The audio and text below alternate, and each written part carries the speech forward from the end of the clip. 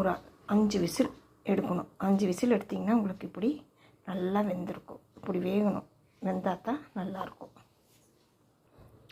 என்னோடய சேனலை சப்ஸ்கிரைப் பண்ணுங்கள், மறக்காதீங்க.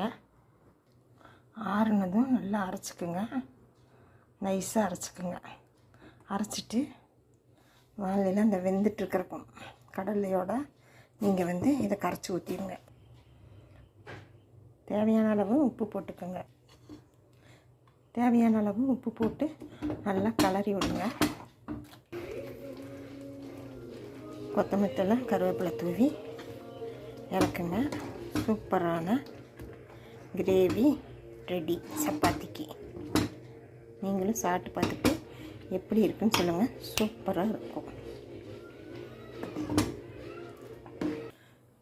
சப்பாத்திக்கு சுவையான